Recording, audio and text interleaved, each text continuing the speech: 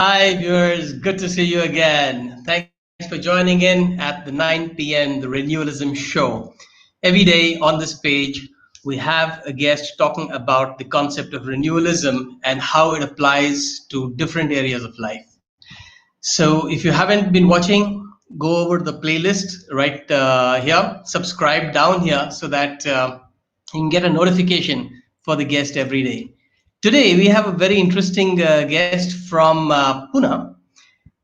He is a veteran IT professional. He's been on various boards, chairing various committees. He's handled cross-continental positions at large multinational companies, including TCS, and is currently heading up Regalix, based out of US in Bangalore. His name is Babla Sharan. But before I come to Babla Sharan, on the topic of today, let me just pull back a little and give you a background of what the Renewalism show is about in case you're joining us for the first time. Renewalism comes from this book, Renewal, which you see on my side, and it is going to be a movement of raising human consciousness. We have, over the last several decades, been kind of degrading in terms of personal illness and mindlessness and moral decay, and the impact that we are having on the planet, on other species, and so on and so forth. This book was channeled to me in December.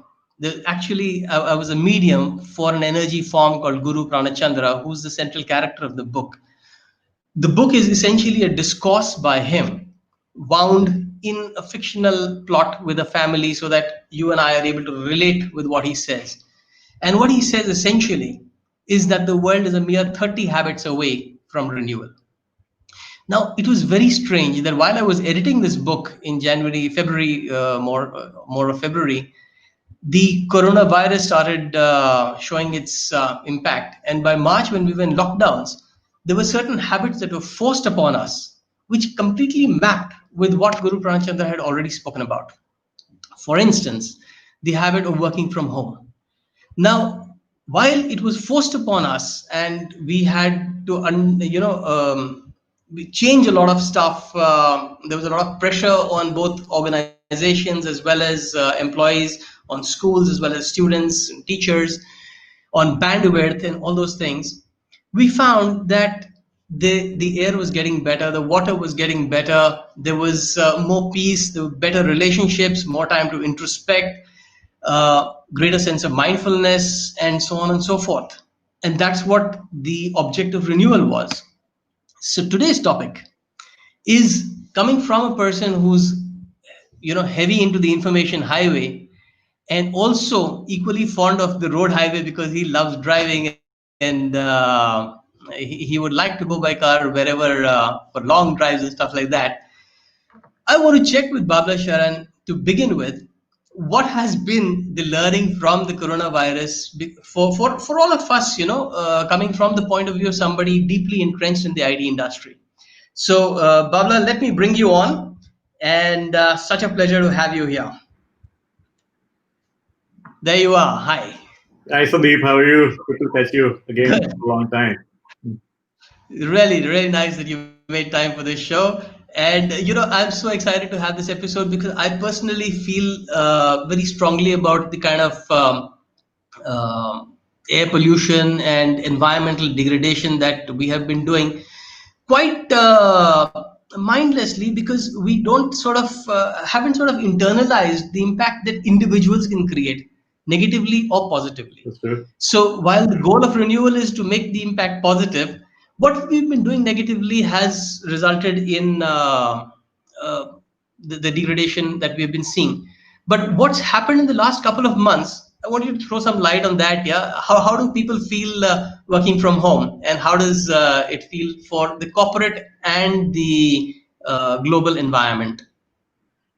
Yeah, okay. I think I'll just, before I say anything specific, I'll just narrate an interesting thing that I used to go through myself. So, being part of a global organization, on the roads, running left, right, and center, traveling virtually 15, 20 days a month, and all that stuff. inherently I felt that something needs to be done. You can't be always be on the rush. And for the last 3 4 years, I was just thinking, what will it take to kind of change stuff over here? I didn't realize it was going to be a COVID that will do that, but okay, something did happen. For I mean, I don't think I like the answer to that question the way it happened, but yeah, it did happen, and of course. Things have been shaken up because all of us human beings typically don't like change. But then the good part about it is when a change is imposed, we are also equally pretty smart to adapt to it, right? So yeah, well, now let me just come back to what you asked over here. We always felt that we would be able to be more productive when we are always face to face with each other. To a certain context, it does help, but then perhaps more so because we are used to that pattern. We know and we are accustomed to behave in a certain manner, and we hadn't challenged the status quo. But when the need arose that, hey, I mean, there was a compulsion that you couldn't come together to do something, but that didn't stop people to innovate, collaborate, make things work. I mean, we talk in information industry, it's about collaboration, it's about information security, Right. which is paramount. There are still experiments going on how to solve it. I won't say that all of us have all the 100% of answers, but Hmm. financial institutions, banking, stock trading, and all, they're all working from home. I mean, and things are happening. I mean, we don't see too many, I think, legal cases spiraling up yet, right? So what it takes, I would say here is like at any moment of time, and I won't really pinpoint on our industry or say, but given a situation, and when you talk about renewal, I'll probably kind of expand the horizon of that word is uh, all of us need to continuously introspect and keep changing with the environment and the world proactively rather than wait for an external stimulus to be made, even if it is a positive stimulus that can happen. We should always keep evolving and adapting and making things much more simpler. Now, the key things that we forgot when we were in our usual rushed life that we were living was Hmm. the fact that we were just running after set decorums and the set things that anybody needs to do. We weren't questioning. We were not making things efficient. We weren't making life better for each one of us to exist in a much more calmer environment, which internally actually affects our own efficiencies and productivity. The good thing I like about the situation, I mean, the thing that I don't like is the fact that this situation caused a scare. People, the fear part of it is something which I hate personally. uh, uh, Precautions, ability to tide over a crisis is what I understood, but if I just keep that out, what it did was essentially to really shake us to question the status quo, do things that could lead us to a better, what I can say, quality of life and a better lifestyle. We were unnecessarily stressing ourselves with things that weren't required to be. Yes, you should stress yourself with things that you should be stressing about, but we were doing it the other way around, and I think somewhere things were going into that direction. I think it's a good pullback and a good rethink for all of us. Wow. So that's a very strong statement when you say we were unnecessarily stressing ourselves. For the sake of people who are actually calling the shots here, operational managers and CXOs, what would you say are some of the things that we have found that we can do away with? Which were causing that stress, which need not be, which are learnings from COVID. Okay, I think there are a couple things which we are evolving into, and I can hear people discussing it out. I mean, let's be fair. Our work from home environments may not be the best because we in India live in smaller places with less spaces, more noises outside.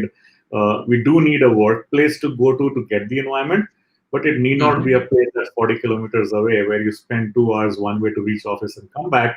You could as well hop into a co-working space next door. and still do the same productivity and continue to do that. Now, what do we need to do? We need to make sure that our information highways are more secure, more robust, accountability is better understood, stuff like that. But if you eliminate 4 hours of an employee's personal life that gets spent on traveling under the assumption that an office 40 kilometers away is supposed to be cheaper in terms of rental, I don't think so. You're already expending the productivity of the employee and not getting the returns at all. Let's take a few more months to calibrate that and then put a stamp on that thing. But I mean, as a gut feel, I think that works. I mean, I'm one person who has always practiced it. I've lived very close to an office. Whenever I travel, I choose to live next to the workplace where I'm going for. Commuting is something, touch wood, for the last 20 years I haven't done. And I think it's so I commute internationally. I commute between cities, and I find it a pain, but I still love doing it because it helps me to go and meet people. But largely, I'm talking about from a day-to-day life. Get up in the morning, rush to work, spend time in the traffic, feel frustrated about that, and come back. At least that goes down. If we can build our offices and work ecosystems in a community around where we operate out of, I think it will go a long way in really changing the way we look at costs of operations, the way we look at productivity and efficiency, and the way we look at employee satisfaction in return. Awesome. In fact, that gets me straight into the habit per se, which Guru Pranachandra recommends, and it's articulated as, and I'm reading out from the book. You can grab a copy from Amazon. There's a website on which you have all the Amazon links, and you can decide to buy any copy directly from the site, renewalism.com. He says, keep your vehicle perfect if you must keep it. And that being the habit, brings us to, what Babla said about not commuting for 20 years, and that becoming a way of thinking, because if you keep a vehicle, you want to drive it because you want to take off to the hills or something like that, but not to burn it in the 10-kilometer to and fro from office or whatever. And that's leading by example, because if he can do it, he can encourage people who work in his team and in his company to do it. And actually, I know of several companies who made a policy that they would hire people in and around their area, or get people to move in close to the office if they're to work with them. And that's the kind of essence of what he's talking about. If you must keep your vehicle, keep it in perfect condition. But I, for one, sold my vehicle last year because I think that the Ubers and stuff were taking care of most of my needs. And Sandeep, you're right. I think I don't need a car to commute. I just love the feel of a vehicle. That's why I have it. I go for drives, I enjoy it, and I come back home. And then if I go to work, I'll take a cab. Yeah. Awesome. So, because I know you, I know that you do take off on these trips and you just love them. Been on some of them with you. That was great fun. Now, what I want to explore is that when it comes to vehicles, like for instance, people who are just starting out in their careers, they could have bikes or they could have small cars, developers and people like that. How do they view this forced change? Has that been good for them? I mean, you did mention that some of them they have noisy home environments and stuff like that, so they could use a co-working space. But really, just to understand different aspects of community. I mean, that specific segment of the developer community is very large, and I don't know if you're developing whether noisy homes would really matter. What's your take on that? No, I think it's more to do with interactions. So noisy homes is a place where when you and I are talking in our homes, which is noise proof. Otherwise, this call would not have gone through very well, right? So I'm being more practical in that context, right? So it's Okay. more to do with that. The noise. I mean, if you have an apartment with an open window with traffic snarls coming into the play, necessarily the interactions suffer, right? So it's more to do with that context. But what about general peace of mind working from home? I think I would probably leave it to each individual. Some people find it very, very productive to be that way. Some people Hmm. need an outlet during a day to have multiple changes in environment, right? So I think each to his own. I'm one person who probably would want to step out of home once in a while in a day, right? So it helps, and so therefore that's why I chose a place of work which is hardly a kilometer away. So I just step out, go there, and come back, right? So it's more of a individual choice, is what I would say. Uh, I, what I'm seeing is, and I haven't yet gone ahead on purchase things like that, there are furnishings and furnitures coming out to help people work from home. At least in the US, it's selling like hotcakes these days because people are now Soundproofing and all. that work from home is a reality for a long, long, long time. And they live in bigger homes, but then kids, they do have kids, right? They'll come running into your rooms, and you have to still make it soundproof. You have to still make it foolproof and all that. It's so people just understand, they accept, and they know how to manage it the best. And I think no one specific solution to anything, but yeah, when you understand the context and you appreciate the advantage it brings in, you adapt and you change and you make things work for yourself. Yeah. So Yeah, I I might guess still want to go out, but probably 90% of the people may not want to. Yeah. 90% of the people may not want to. May not want to go out to work, and they might be absolutely perfect finding a solution to be able to comfortably work from home. So let's see how things evolve. And I think it's going to be different. What I see is people would find reasons and ways and means to, as I said earlier, avoid wasting personal life trying to commute to long distances just to make sure that you reach work and you come back. And equally good thing is the managers will know how to remotely work and get things done. True, true. And in fact, that's probably going to be the impetus of learning and development over the Yeah. next couple of years. I mean, I get On 4 hours of extra life here, and that's what better than That's that, right? not absolutely, because companies that are ahead of the curve, like your client Google and I think TCS as well, Twitter, they've made public announcements about not coming to office for a year or two, and that's why probably those things are selling like hotcakes in the US. Absolutely. But how is India evolving on that front? Not in terms of buying equipment. Probably still have to catch up on that. But on policy evolution. Uh, I think, Sandy, I think we as a country, we know how to adapt very fast. Okay. Uh, I mean, we may not have the best of well-written SOPs to follow. Given a situation, we go, we take a plunge, we adopt, we make sure it works for us. We are equally bad on the other side. If things are working, we don't think about how to change it. That's a different issue. But when a situation arises, we know. And I think most of the companies, we have done it. We have adopted policies that help our employees to feel comfortable in the given situation. I mean, I can't really even announce that you guys should come back to office at this moment of time. It's not safe to do that, right? But at the same time, I want them to be productive. We have taken steps. We have created policies that helps them feel comfortable and still contribute to the whole environment. And then I see that evolving much, much more in the next 2, 3 months, 6 months. It's inevitable. It's inevitable. And So honestly, I'm really, I totally trust people and the systems to adapt very fast and find solutions to a situation. And trust me, it's going to be very unique to Indian context. Yeah. I believe that. I'm really excited that you're sharing this because I know Regalix is a company that's well ahead of the curve in India, and it'll be interesting to see how, like you said, in the next 2 3 months, these things get formalized.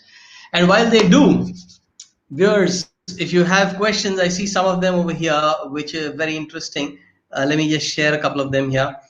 Uh, Okay, very interesting question by Minu here. She says information increases our perspective capacities, but the malice like ADHD adds to this. Multitasking adds to stresses. What of that have you seen? So, Minu, quite frankly, I'm learning. Uh, let me just be as transparent as that. First couple of months was just about trying to shake the system and figuring out how do we survive, how do we manage, how do we save lives. And you're true. I wouldn't call it stress yet. It's more to do with fatigue that is setting in because things have been changing too rapidly, right? So, I mean, did I have an answer of how to survive in this situation? No. Every day was new, every week was new, and we're doing that.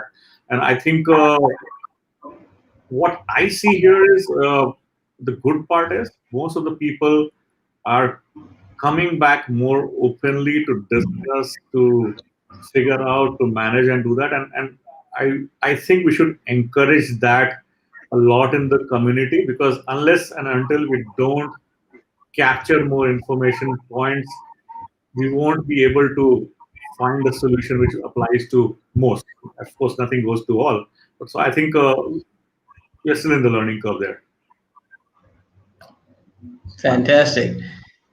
Fantastic. So, guys, that was sound advice from Bamla Sharan. We've got to look at how to remodel our operating costs versus employee preferences versus planetary preferences, and evolve systems and policy in the coming 6 months, which could be radically different from the way it used to be. That kind of is what the whole process of systemic renewal is about. You want to grab a copy of the book. The paperbacks are available on Amazon. Meanwhile, join us every day at 9 p.m. on this page because we have a new guest discussing one of these habits. Like today, we were talking about using the highway. And tomorrow is, in fact, quite a different talk. It's about energy. In fact, it's very interesting that the last question here be on stress because we're talking exactly about stress and about personal renewal and how the inputs from an energy master could be adapted into your life on a day-to-day basis. So tune in tomorrow for that. Meanwhile, before we let you go, I'd let Babla share some final concluding words, wisdom with us. Babla, over to you. Hey, it was pretty nice chatting about this. I've spent the last few I months just loved it. trying to make sure that I ensure that there's good continuity to work we do. Fantastic timing for your book, and I think I still have to read it fully, but the parts that I have done, it does provoke people to think that are they doing the right stuff or not. So I think I'll advise people to just go through it and take a few parts of it at least, if not the whole, and that would help. While we continue to evolve, I mean, things have shaken us for all of us up, and that's good because it just helps us introspect much better. It just helps us to make the subtle changes that's important to move forward, and that's what life is all about. That's all I can say, and I'm cool. We will continue to do that. Awesome, awesome. Thank you so much for that, Babla. Thank you, viewers. Have a good night and see you tomorrow. Have a great evening. Ciao.